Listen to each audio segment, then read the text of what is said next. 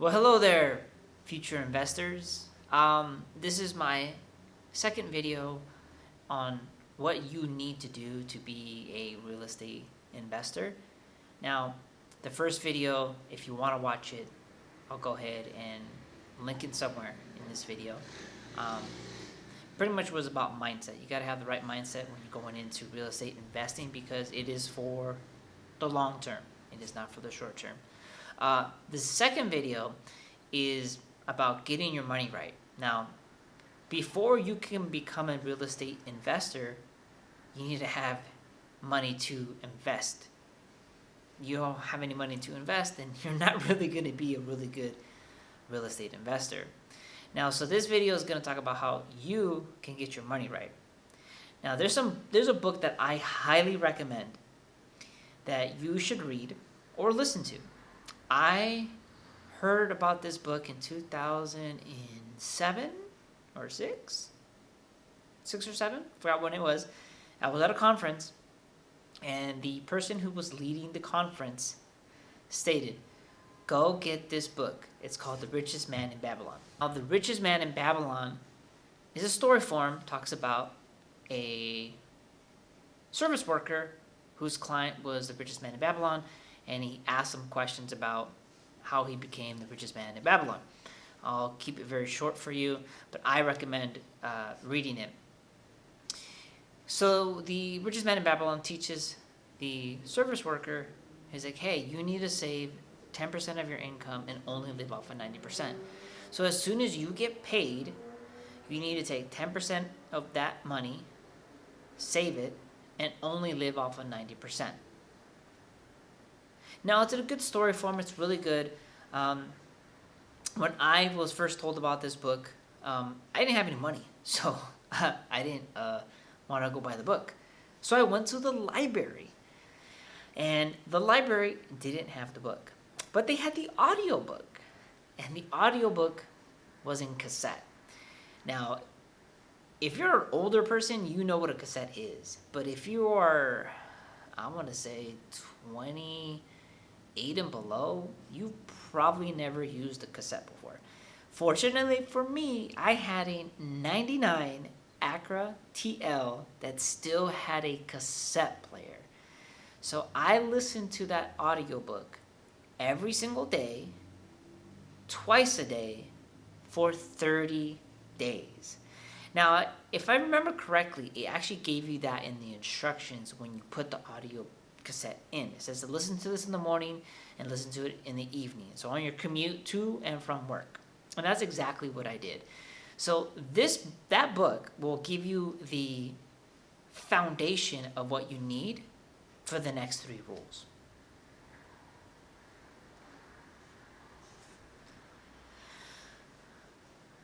So rule number 1 is live below your means. So the richest man in Babylon taught me that. So you're going to live off of 90% of your income and you're going to save 10%. Now, what I did was as soon as I would get paid, I would take 10%, save it, and I will live off of 90% of my income. So let's just, for example, you make $2,000 every 2 weeks. So that means $200 you're going to save and you're going to live off of $1,800. That's just for per 2 weeks. So if it's a month, it's going to be $3,600, $400 saved. So if your monthly budget goes over that, I'm going to tell you what they told me.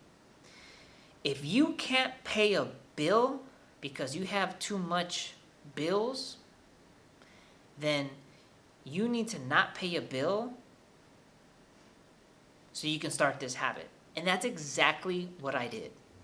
So when I was told that, I was a little hesitant, but at the end of the day, when I needed to pay myself first and pay my bills, I couldn't pay my cell phone bill. Now, I'm not telling you to be irresponsible because it would be irresponsible of me to tell you to be irresponsible. So there's some expenses that you do have to pay. But I looked at everything that needed to be paid and what would have cost me the least to not pay. And at the time I had Verizon, and they only charged me $5 because I didn't pay a month's bill. So I was like, okay, I can afford $5. And let me tell you this, I'm so glad I did it, because since then, I haven't had any debt. It took me about 10 months, and I finally got out of the little hole that I was in. But since 2008, I haven't had any bad personal debt.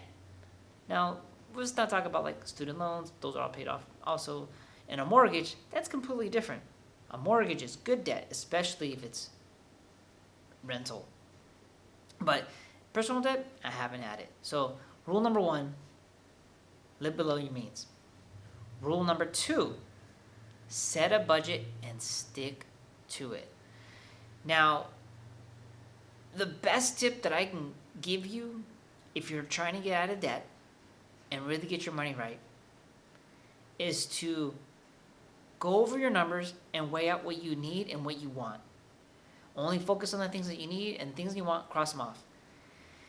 The second biggest tip is cook your food at home. That is the biggest saver that you can do that doesn't cost, or it's like a minimal effort. Because you have to eat 3 times a day, and that's 7 days a week. That's 21 meals per week. And now 4, that is, how many meals is that a month? That's like 80. So 4 times, that's 4.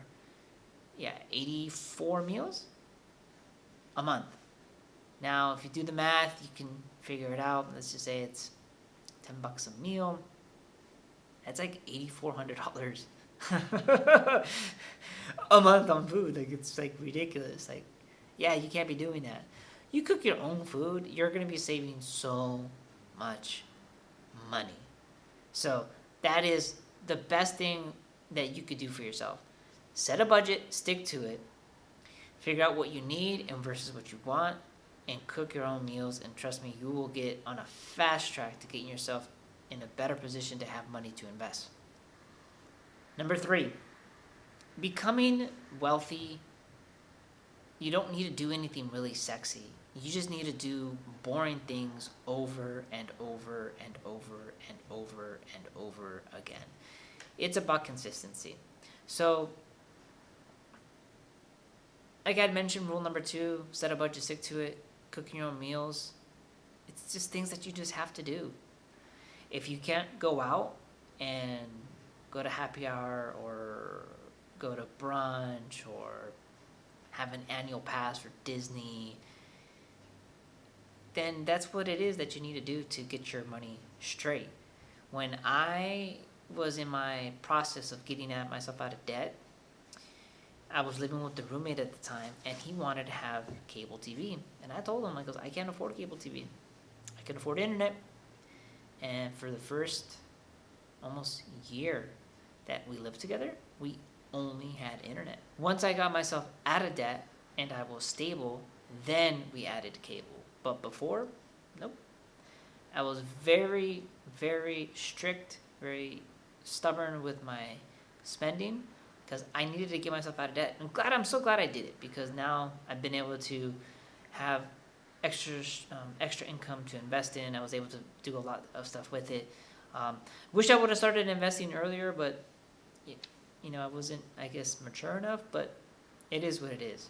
So just to recap, my 3 tips that will help you get your money right is 1, live below your means.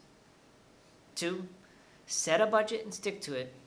And 3, you gotta have consistent habits of doing the boring things that will help you generate or have extra income, so that way you can have that money to invest in. So if you like this video and want to follow along and learn more tips about becoming a real estate investor, then make sure to watch the other videos.